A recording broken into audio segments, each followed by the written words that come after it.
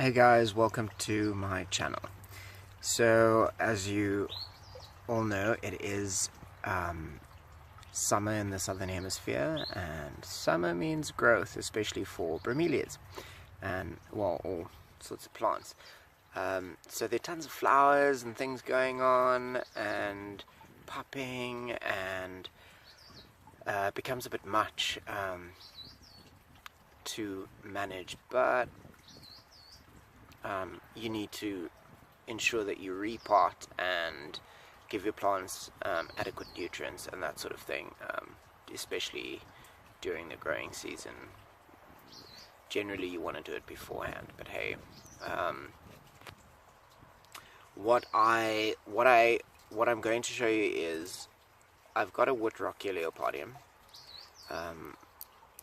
and it's sort of been sitting at my kitchen door for a couple of years in the same pot. I've only got one of them, or only had one of them when I first potted it up, so I wanted to keep it under my nose and, you know, watchful eye and all that, concerned parent. So the plant is now matured. It hasn't flowered yet, but I'm sure it's waiting to get out of the pot in order to flower, so it's also popped quite a bit. So I'm going to show you what it looks like in the pot, and then I'm going to separate the plant and repot one of the youngest pups back into the same pot with new soil, and the bigger guys will go into the ground. Okay, cool. So follow me. I'm going to show you how to do that. This is Wittrockia leopardinum, and it's got this beautiful spotting in the leaves. Very beautiful plant. This is roughly 4 years old, and it still hasn't flowered. So I read somewhere that from quite a number of people actually, that they don't flower often. So I'll show you the top of the plant. They don't flower often. It's rare that they do. So this guy hasn't flowered either. But I think I'm gonna try and get it to flower. So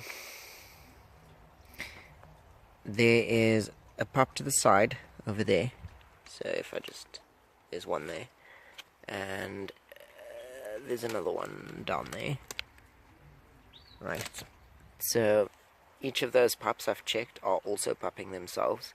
So it's in, I think, about a 30 centimeter pot. It's quite a enormous plant. So I'm going to take it out of this pot and then split it and show you how that's done. Okay. Okay, so these are the tools I'm going to use. You can use anything that you like. I'm not going to be prescriptive about it, because the aim is to keep it as simple as possible and as uncomplicated as possible mechanically. Botanical information is always going to be botanical information, so, but that too can be learned. So I've now taken the Wittrockia leopardinum. It's a bit of a habit that I say leopardinum. It's been happening for years. But it's actually leopardinum. And I've taken the plant out. So that's the root ball right there. Okay, and there you can see one pup. And there's the older pup, which is nearly mature as well. And then this is the mom. The other pup sitting around the other side. So yeah, that's the plant. And that's the pot that it came in. Let's just show you what that looks like. So you can see the soil is virtually turned to mud. This used to be bark chips and all kinds of stuff. Bark chips, but it's literally, that's not what you want. So I'm gonna give it some new soil. But first I'm gonna use this guy. Right, just a knife. And I'm gonna get it in there, and then cut them apart. Okay, cool. Okay, so remember the soil that we were talking about? I'm going to take these off now because I don't need them anymore. That was just for the spines. So, this is the leftover soil. It's over with this soil. Okay, so I'm just going to chuck it, all of it. And loosen it up. And they say that you should rinse out the pot and all of that sort of stuff for the salts from water, but I use rainwater, so yeah, I'm not too concerned about infecting the new plant, or it's literally never happened to me, so yeah. But if you are all OCD about that sort of thing, then I suggest you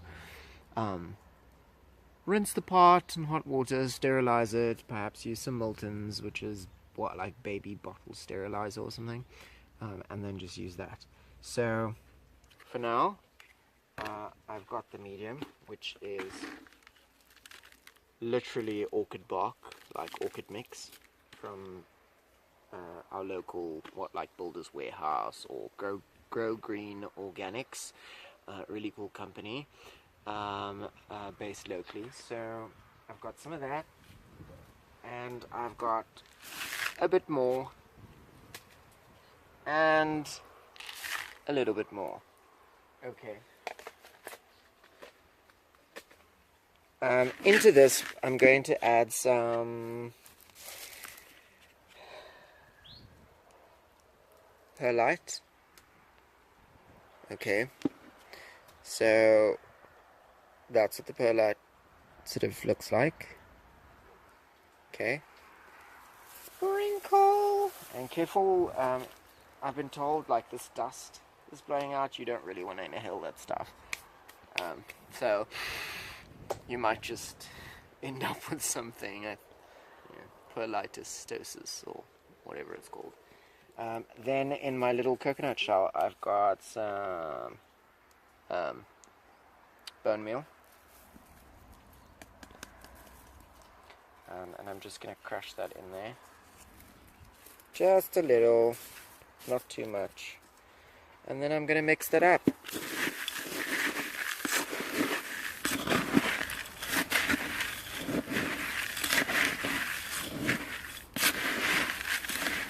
Okay. Lastly, what you want to try and do is add at least like 20% to 30% compost. So what I'm going to do first is I'm going to take the pot, pour some of it in there,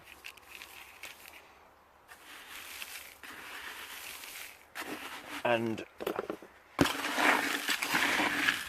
there's some compost in there too. So I'm going to add some compost, and then I'm going to take this guy and measure it out and stick it upright inside this pot. Okay, cool. There's one more ingredient we have, and that is a really cool slow release fertilizer called Osmocote. So Osmocote Pro, 12 to 14 months.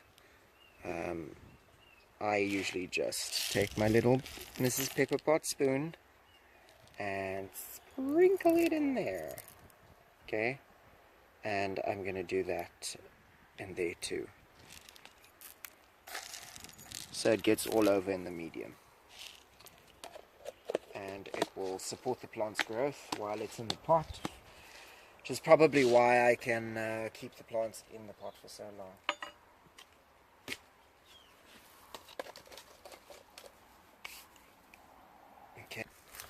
Okay, so last ingredient, regular potting soil. It's like, if it says potting soil on the bag, it's potting soil. Just use some of that. And I'm just going to sprinkle some in there. I'm not going to say liberally. Because what you don't want is, the plant wants a lot of drainage. Remember, they're either epiphytic or semi-epiphytic in nature, or they're kind of lithophytic, which means they grow on stones and rocks and mountainsides and things. And even in the jungles where they do grow on the ground, it's free draining. There are very few that actually like boggy conditions, like Wittrockia, reducta, and also Wittrockia macrantha. So just a little bit. You still want it airy, which is why you add the bark and the perlite. And then, okay, so there's some compost in there. Now we take this lady. Okay, I've already pretty much cleaned it away, some of the old leaves, but I'm just gonna pull them off. Okay, so that's that. 1, 2, and I'm gonna put it in offset. So what that means is I'm going to put it slightly to the side so that as these two pups begin, they'll have room, and by next spring I'll be able to split them again, if you want to.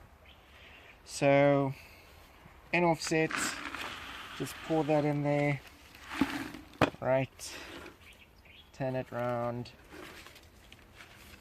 and you can see in there. So I'm going to pour the rest of it in there, and it's perfect.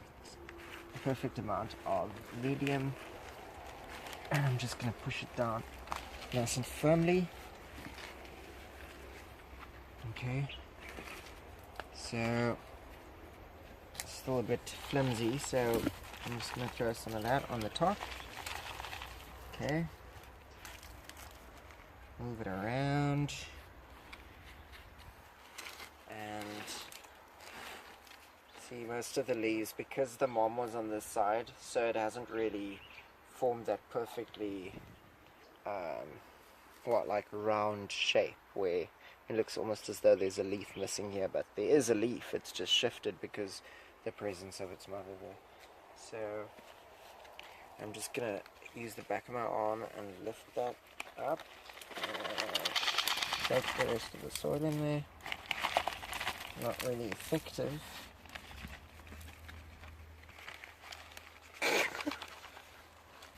What was so funny? Let's continue. Well, that's done. That's it. So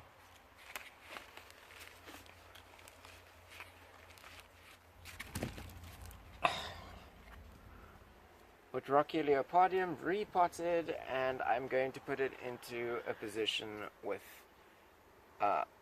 bright light, partial direct sunlight for at least maybe 2 or 3 hours of the day. It sits in a bit of a space. I'm going to put it into the same space its mom was sitting in, which is right outside my kitchen door. Gets sun from about, I'd say, 11, 12 o'clock in the afternoon, and then progresses through to about 2 at the latest, and then it goes back into shade. So yeah, I think that's what gives it this really beautiful color. So cool. The other two I will I'll put into the ground. So hope you enjoyed this vid. I'm not even going to say all that stuff because we've got an exit for that. So if you like this video, please hit the like button. Alternatively, subscribe and watch the space. Lots more to come. Adios.